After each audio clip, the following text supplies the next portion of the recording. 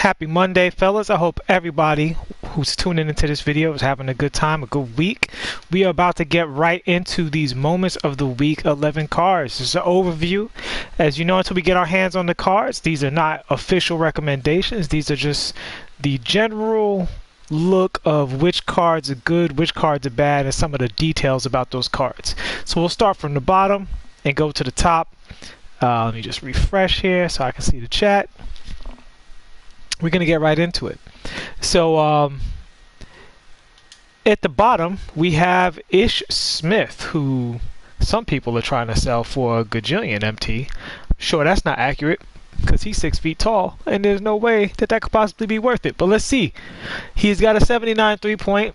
He's 6 feet tall, 86 ball handle, a 94 speed. That's pretty good. That's pretty good. Keep in mind that Schroeder that came out was also really fast. He's a little bit bigger and probably a bit better of a shooter.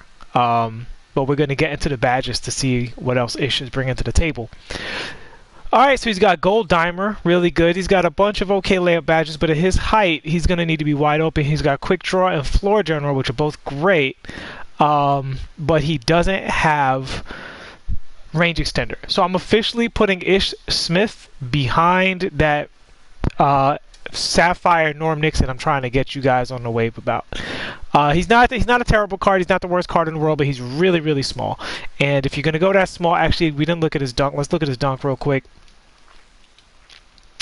Darvin dunks a 30. Yeah, Norm Nixon is a billion times better than him at the Sapphire level. If you are running a budget squad, get that Norm Nixon card. He's one of the best budget cards in the game. Darius Garland. I'm real curious to see how this guy's career is going to turn out. Alright, so he's 6'2", much bigger, obviously. He's got an 88 3-ball, which is very good. An 89 ball handle, so you already know which badges he's going to need to be part of the group. A 95 speed. I've watched him play. That is a bold-faced lie. That's insane, but that's okay. It's that part of the year in my team where, you know, we're in complete. They just ask the players what they wish they were, and then they do that. So he's got Hall of Fame Teardropper, which is actually not a bad badge, especially for a card that cannot dunk, which this guy's dunk rating is a 70, so he can dunk. But if you're trying to dunk on people, it's in your best interest with this guy to shoot that floater. With the Hall of Fame, that green window is going to be gigantic. He's got a bunch of other good finishing badges. Flashy Passer, which is a solid badge, especially in triple threat, to get you guys in takeover. Gold Quick First Step, which is really, really strong. Does he have tight handles? I don't see tight handles yet. He does. Gold tight handles. Very, very good. Quick Draw and range extender. So I still put him behind Markelle Fultz, who is just a god. But the Fultz is an Amethyst Evo card. It's a very, very easy Evo, so I don't see any reason you wouldn't just do that. But if you pull this card, he's a playable card on your budget squad. Obviously, any guard without clamps is not, you know, not going to cut it. So let's go ahead and get right to Me7o. Yo, what up, J Battle? Amuse in the house. What's up, man? Sir Jam, Spack, David Bogdansky. What's up, fellas? So a lot of cool names in this pack. We're going to see if these names turn in any good cards. So Me7o can shoot, which is great. He's got an 85 3-ball, an 86 ball handle, 76 speed. Ouch. Ouch. That hurts. That hurts. But he does still have an 86 ball handle. Let's see about them badges. Well, actually, let's look at his dunk. I keep forgetting the dunk. What's wrong with me? Let's see. His stamina's a 98. That's good. Sometimes they slide that low stamina in there. So he's 6'8" with a 70 dunk. So he's going to be good going to the basket, even though he's pretty slow. This actually is reminding me a lot of the Paul Pierce card, the Amethyst Paul Pierce. He's got Quick Draw, no range extender. So obviously, being a Ruby, he's going to be vastly inferior to his Diamond version, which is already in the game. But so this is basically if you're just running a Blazer squad, there's no other reason to use this card. There's a lot of cards that do this better, including himself, who's not the most expensive card in the world right now.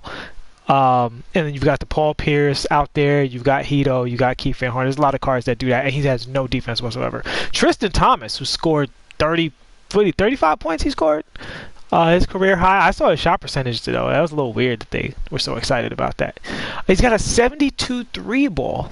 That's really interesting. So this is a card I'm officially going to file under, you know, let's see his release. 39 ball handle to be expected. That might be a little harsh, though. I mean, he doesn't have a good ball handle by any stretch, but 39 is like dribbling the ball off your foot. Let's see, 75 interior defense. That also hurts for this card. He does have 90s in offense. So already, this is definitely not a forward I would use. Again, the Marcus Morris Sr. card is so cheap and so good. That Marcus Morris from the Knicks from that Moments last week, if you don't have that card already, that's a rotation card right there, even in a God squad. Just for due diligence, let's look at his badges. He's got a lot of Hall of Fame badges. That's cool. So this guy's going to be an excellent rebounder and an excellent screen setter, and he's going to make some shots. That's pretty much it. But I mean, if screens is your thing, then maybe. I mean, these prices are crazy. This card just came out prices. Yeah, people are trying to get over, but not a good card. I mean, so far, I'm going to be honest, guys, these are all, I don't want to say L's because they're usable, but they're L's. Let's be real. These are all L's so far. All right, Miles Turner. I'm always waiting for this guy to pop in real life. He's right there with his skill set. Right there with his skill set, but just not quite there. Crazy girl, what's up? What's up? What's the lowest you would take for a fully Evo Lucius Allen? You talking about on the market? Probably 50,000 is the lowest I would take. They're so rare. I don't know if people are trying to get the card, but I don't know at what price they're actually being bought. That's a great question because I'm almost fully Evo to my Lucius Allen too, and I'm gonna be meeting the same dilemma. I don't know if he's 50K or 70K, but at this point, I'll even take the 50K. So let's look at his badges first. He's got post move lockdown, intimidator, and rim protector. Hall of Fame. He's gonna be an excellent defender. I don't care what his stats are. If you have those badges, Hall of Fame, you're gonna be a great defender. So this card is useful on defense at least. He's chased down defensively. Yeah, this card should be pretty amazing on defense as long as he has the speed stats to keep him relevant. Yep, flexible release and quick draw. Really good, obviously, with the quick draw. So let's see his stats. He's 6'11", 84 3 ball. Yeah, this seems to be a very good card. I mean, we got to look at his animations and release before we can put a final judgment on this card. But this card seems solid. He's got a 96 block, 94 interior defense, 69 speed at the center. Yeah, this card is definitely relevant. You can throw this in your squad. There's other cards I will have above this card, but I'm not mad at you if you play this card. I think this card is definitely playable. As long as his release isn't busted. I haven't seen his other cards, but sometimes when they put the gold quick draw on there, it changes the release dramatically, so I think you need to play this card to really tell. But this card definitely looks pretty solid.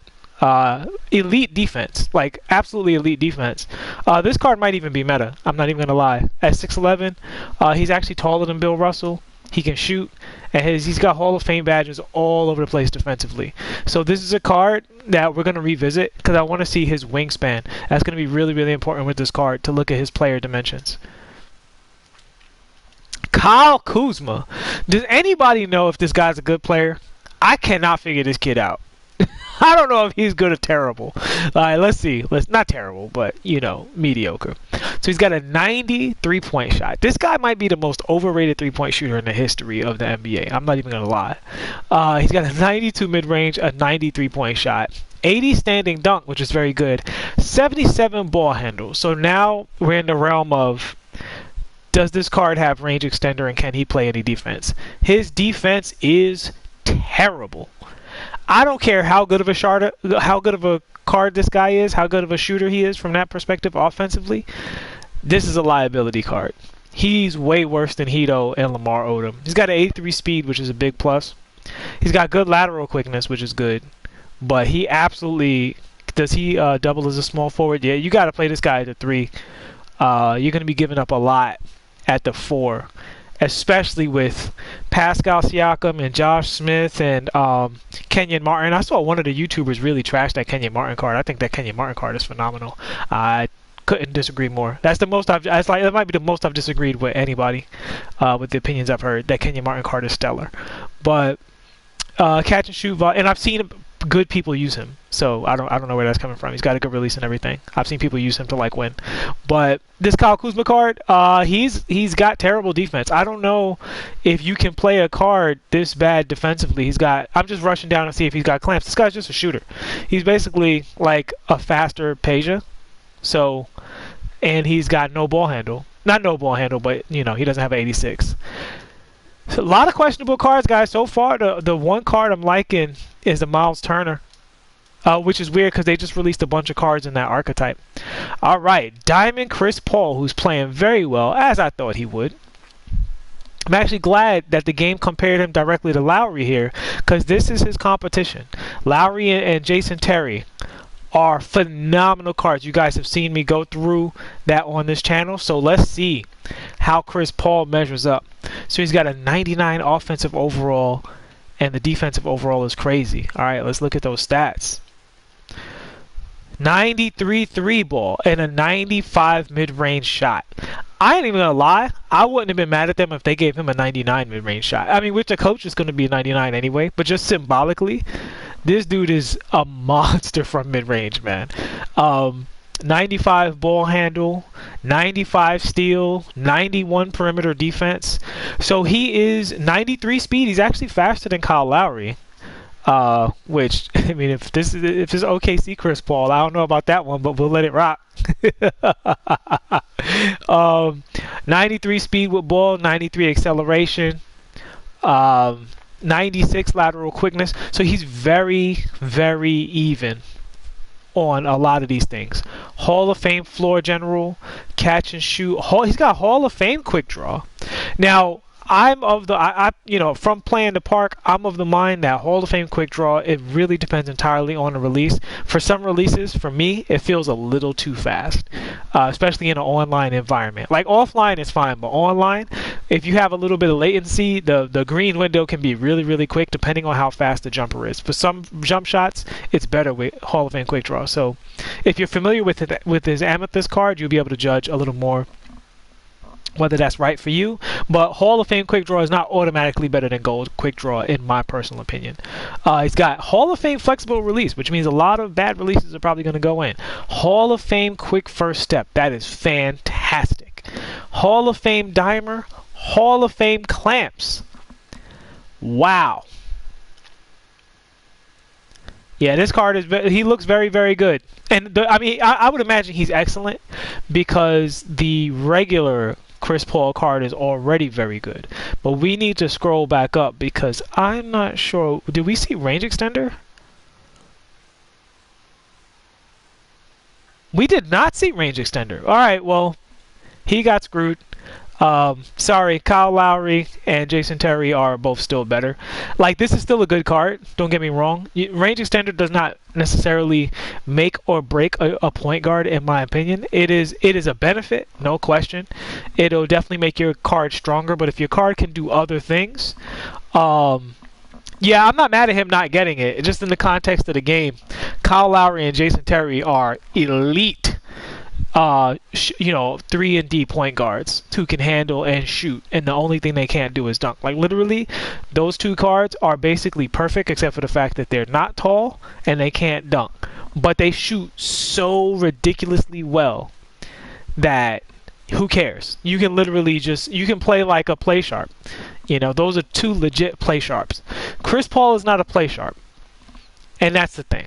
You can still make shots because he has really high three-point rating. It's a common misconception that you can't make range extender shots unless you have range extender. That's not true. It's easier, a lot easier if you have range extender. But if you have a very, very high three ball, you can shoot from far away. You just have a much bigger margin of error. And we have Pink Diamond Jason Tatum. I saw a ridiculous comment. Let me know if you guys agree or disagree. They said Kyrie Irving leaving Jason Tatum was the best thing that ever happened to him. And I'm like, he's still so much less efficient than he was in his rookie year that he did playing with Kyrie Irving. Like, playing with Kyrie Irving, he was basically 48% from the field and something like 40% from three, like really high, like 42%. And now he's like 35% from three and 42% from the field. He's pretty inefficient right now. So I don't know. He's just shooting more. Like, okay, a guy's shooting more, so his counting stats go up. I think he's a growing player. I think he'll be fine. He's such a young player that but yeah, let's get into this card. So let me tell you, I had his diamond card, but I sold him so I could get Vince Carter, which was actually a little sad for me because I did like the card. He's got a little bit of a funky release, but I do think it's kind of like Jamal Wilkes, where if you get used to it, you can make it all the time. But he was a good card, so this is probably a really good card.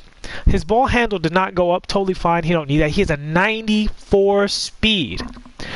So his diamond card was right on the outside of these elite cards. I think his jump shot just made him slightly worse than those cards. But he was a really, really, really good card. And now that he has a pink diamond who's just going to be slightly better in every category, I'm going to preemptively say he's an elite wing that goes in with the group.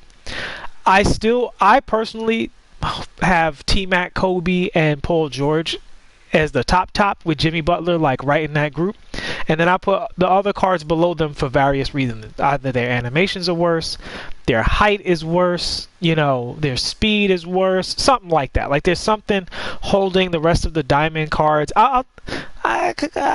No, I'm not going to throw Vince Carter in that group. Vince Carter just doesn't feel quite as good as Kobe and Paul George. He feels really good. He's a very strong card. But I put Jason Tatum. He was kind of like maybe right behind Vince. Vince was in the conversation. But this might put him with that main group because he's got the quick draw, range extender, Hall of Fame clamps. He's 6'8", and he's a fairly big character model. Hall of Fame green machine, which is more effective on higher rated shooters. It's like really cheese with higher rated shooters. Hall of Fame catch and shoot. This guy is a bucket. You just fair warning, his release is a little bit weird, so you have to get used to his release. But yeah, he's an excellent card. My only beef with this card is he can't play shooting guard. That's the main thing with this card. Is I believe Paul George, Jimmy Butler, and obviously Kobe can all play shooting guard. This guy can't play shooting guard, so it puts him in a slightly different category. He's really competing with Lamar Odom, Hedo Turkoglu, and I guess Giannis if you're running Giannis at the 3. So this is, no question he's a good card, but is he better than those cards? Well, you can't run him at the 2. So now you're moving either Lamar, who's 6'10", or Hedo, who's 6'10", or Giannis, who's 6'10", out of that prime, 3-guard slot. Or Jason, Richard Jefferson for that matter, who also, what I would do with Jefferson is run Paul George at the 2 and switch matchups and really have, Paul George at the 3 and Jefferson matching up with the 2-guard, so I'm not losing out on height. So he's in that group with RJ. I think I can't put him above Lamar Odom because Lamar Odom, I've shot with this card, and I don't think a slight boost in badges and ratings is enough to put him at Odom. His diamond card is not close to Lamar Odom, so I can't imagine his pink diamond will be better than Lamar Odom. And for the rewards cards, you got pink diamond Nikola Jokic. So this card, he can play power forward, which is excellent. The two things that this card really comes down to is that they give him juiced defensive stats and did they give him juiced speed. Because there are a lot of really, really good big men that can shoot. Ayton can shoot. Morris can shoot. Obviously, for some reason, Bill Russell could shoot. Embiid could shoot. Like, there's a lot of really... Chris Bosh, who's at the top of the meta. There's a lot of really, really, really strong cards at this position that can shoot. So we have to get our eyes on this card. While we're here, I'm going to look at 2K MT Central, see if he's up yet. I know they're a little bit on the slower side. Okay, Nikola Jokic's pink diamond card is up.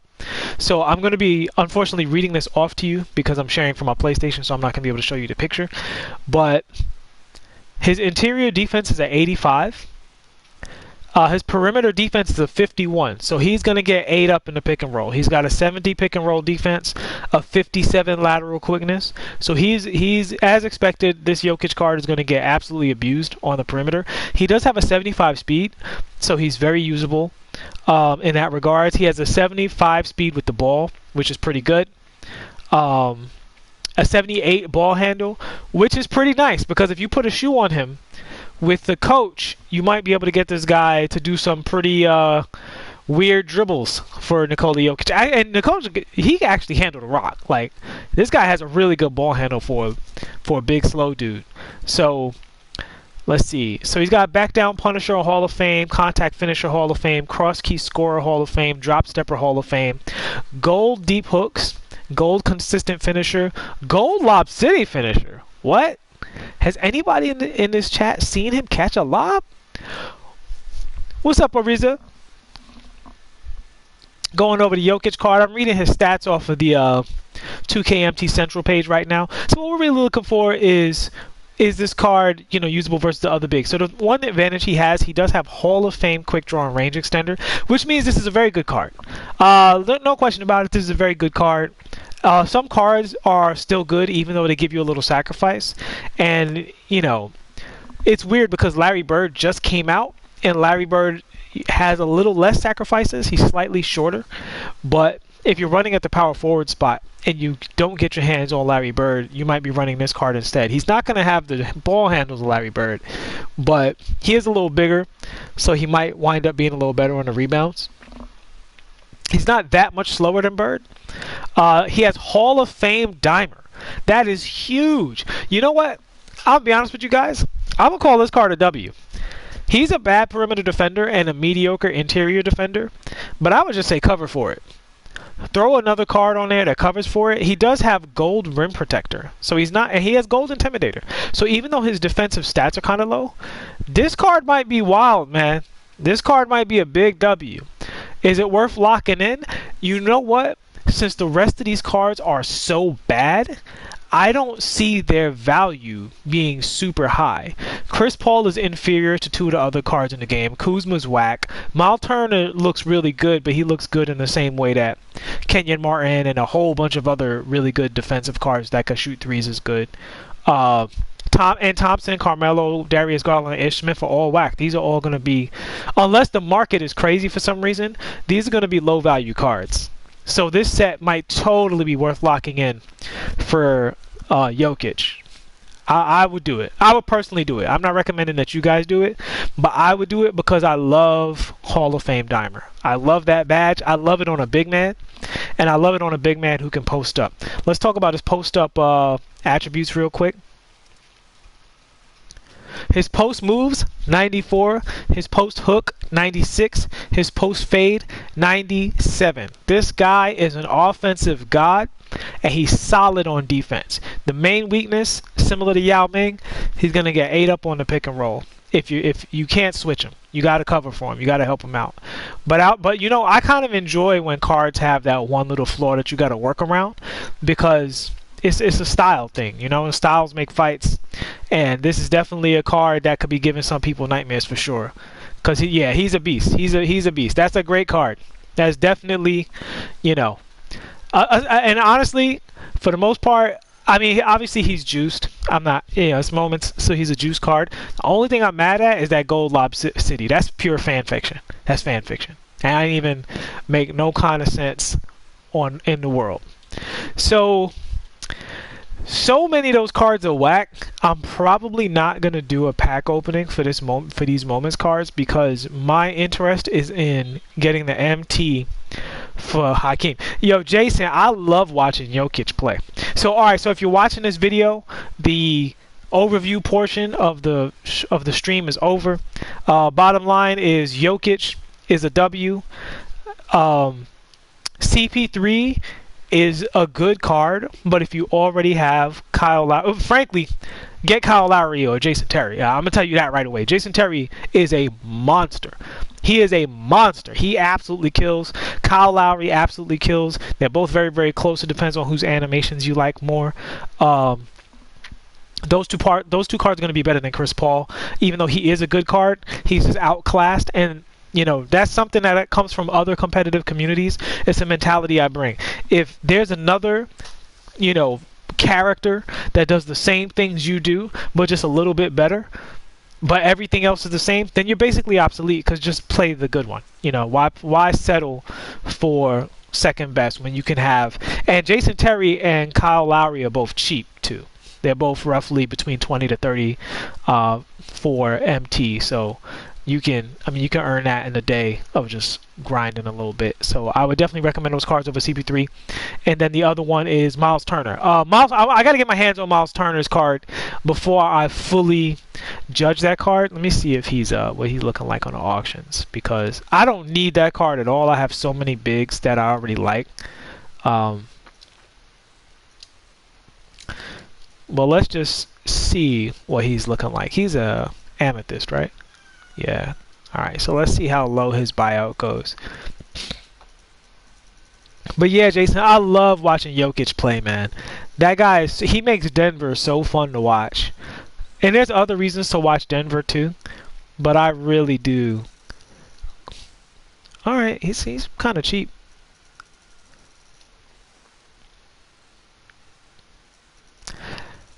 Guys, I'm saving for this Hakeem. I really don't want to spend this on these cards. Now, if anything, I will open packs, even though I do love the look of that 84 3 ball. Obviously, this card can't handle 68 perimeter defense. You know, not great, but he's a center. The reason I criticize Jokic's perimeter D is because, in case you want to put him at power forward, and it's really not about needing to play perimeter D with a power forward, as it is that the power forwards at the top of the meta, Giannis, Josh Smith, and Pascal Siakam. I'll even throw Draymond in there, even though he's shorter and he's second class to those guys. They defend the perimeter excellently, and they make it really, really hard to play the game, right? Like, those cards make it harder for your opponent to play. So if you're running a power forward that doesn't do that, then it's a disadvantage, obviously. But I mean, you see him head to head with Ayton. The big difference, Ayton's obviously a better shooter. He's a little bit faster. Actually, similar block stats, but the big difference is that interior defense. Miles Turner is going to lock down any post scorer that's like not Kareem and maybe Yao. He's going to lock down everybody else in the post, which is great. It's great to have a card that could do that. And I could, if I didn't already have DeAndre Jordan, I could definitely see, running that on my squad. But as you can see, DeAndre Jordan is actually a better mid-range shooter. That's hilarious.